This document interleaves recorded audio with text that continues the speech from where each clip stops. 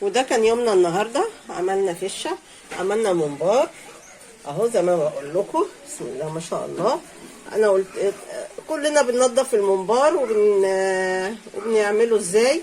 انا بس بسلق الفشه سليمه زي ما انا قلت لكم، وبعد كده بشيله وبقطع على قد ما انا عايزه زي ما انا وريتكم في الفيديو. ما بقطعهاش هي والكرشه، بجيبها انضفها تنظيفه كويسه واشيلها. بعوز حته منها باخد زي ما انا عايزه اهو. الممبار بسم الله ما شاء الله.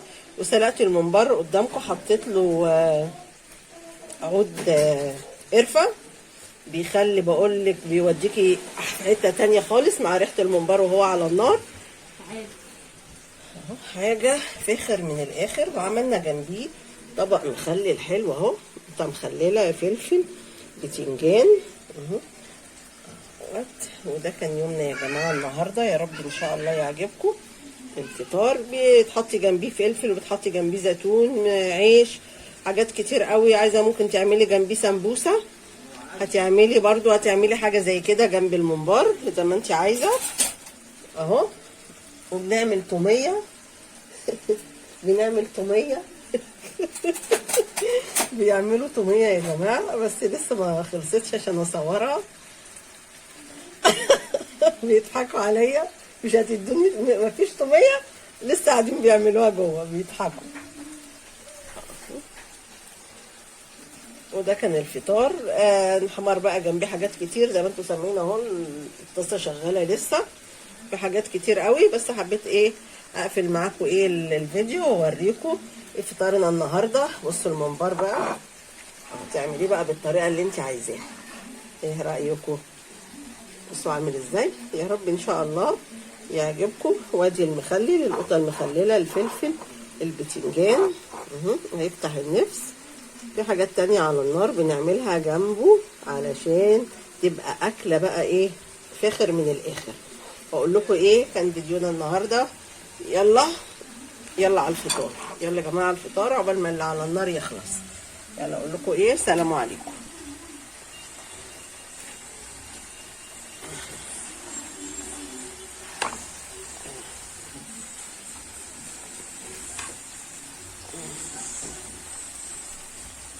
اللهم صل وسلم وبارك على سيدنا محمد عليه الصلاة والسلام. فيديو جديد في يوميات وفاء ودين.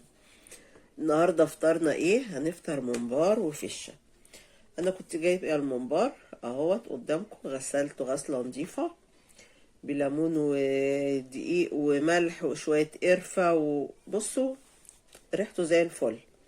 وجبت الفشة وبسلقها. لما بجيب فشة يا جماعة ما بقطعهاش واسلقها، لا بسلقها سليمة زي ما انتوا شايفين اهو. انا مطلعاها اهي مسلوقة، بقطعها متلجة حتى لسه اهو. ما بجيبهاش بقى واقعد اقطع حتت كده واسلق، لا انا بجيبها هي والكرشه، بنضفها تنظيفه واغسلها غسله حلوه واسلقها وهي سليمه. وبعد كده باخد بقى على قد ما انا عايزه. يعني النهارده هاخد من الفشه حتتين حلوين كده اهوت، بظبطهم اهو، بقطعهم اهو، هحمرهم مع مع الممبار زي ما انتوا شايفين كده اهو. بعمل انا كده، بجيبها يا جماعه سليمه واغسلها واسلقها سليمه اهو. تاخدي بقى تيجي تقطعي زي ما انت عايزه على قد ما انت عايزه اهو. انا مقطعه اهو قدامكم اهي، دي مسلوقه اهو. بسيبها بس على التحمير، وهسلق بس الممبار دلوقتي وهجهزه برضو ان انا هحمره اهي. بصوا الفشه اهو، دي جميله جدا لما تجيبيها صحيحه كده وتغسليها وتسلقيها وتحطيها في الفريزر. تيجي تاخدي زي ما انت على قد ما انت عايزه اهو. زي ما انا عايزه كده يا جماعه، باخد وبقطع حته بس على قد ما انا عايزه. هحمرها مع الممبار اهو. لو انتوا بتشوفوا في المصمت برضو بتلاقيه معلقها في المحلات، معلق الفشه سالقها زيها زي اللسان كده، بيقطع منها بقى ويحمر وبيعمل الشندوتشات كده للي عايز. فانا حبيت اوريها لكم اهو.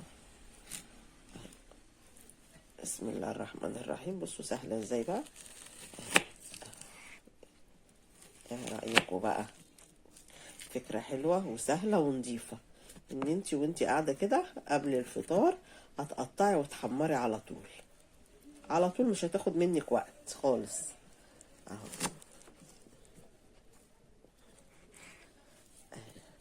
حبيت اوريكم انا بعمل الفشة ازاي اهوت.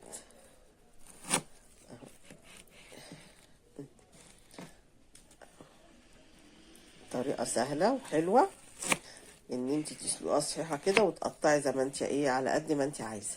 اهي بصوا الفشة لسه انا هكمل تقطيع، بس حبيت ايه اوريكم النهاردة الفطار النهاردة ايه. ممبار، عملت ممبار اهو زي ما انتوا شايفين برضو اهو.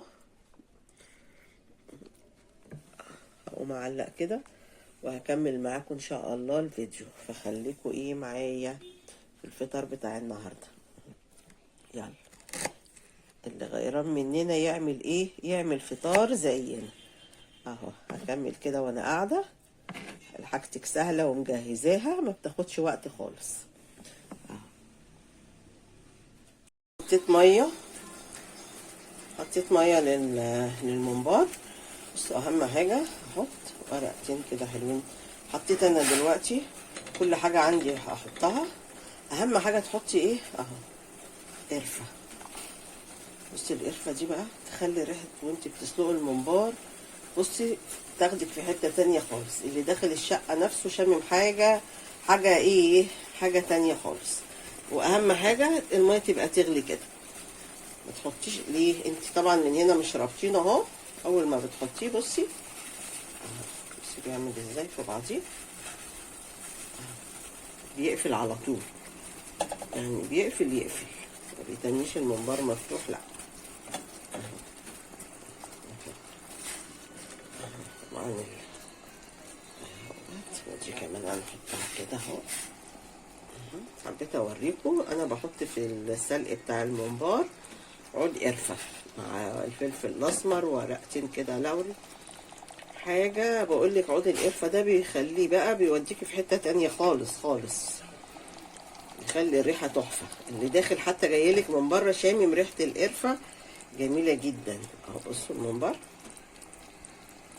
اهم حاجه كده الميه تغلي اهو عشان يقفل ايه اللي مفتح يقفل على طول معاكي اهو.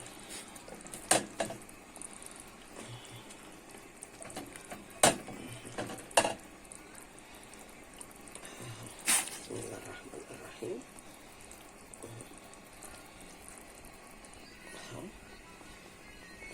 زي ما بقولك عندك عود قرفه كده تحطيه وانت بتسلقي الممبار، بقولك يخليلك بقى الريحه نفسها بتاعت الممبار، ياخدك بقى ايه ممبار فاخر من الاخر. الريحه نفسها اهو عود القرفه ده بيخلي الريحه يا جماعه جميله جدا جدا جدا اهو. حبيت اوريكي يعني عايزه تحطي بقى تقطعي قطايه، بنقطع بصلايه، بنحط حاجات كتير قوي وانت بتسلقي الممبار، بس انا حبيت اوريكي اهم حاجه لو عندك عود قرفه كده تحطيه مع البصل اللي بتحطيه مع الفلفل الاسمر مع قطايه تقطعيها. اعملي اللي انت عايزاه، بس اكتر حاجه بتدي ريحه حلوه في الشقه وللممبار وطعم عود القرفه اللي انتوا شايفينه ده يا جماعه اهو.